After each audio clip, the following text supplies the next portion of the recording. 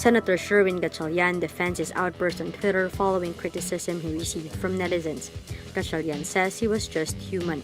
He says, quote, "I have a breaking point. I can tolerate insults and criticisms, but I also have my limits." Gatchalian also says those who criticize him were trolls who have been provoking him, quote, "since before the campaign." On December 31, Gatchalian responded to Rappler CEO and executive editor Maria Ressa's article post about the Liberal Party by saying, quote, "the nation already lost its soul in the last 6 years."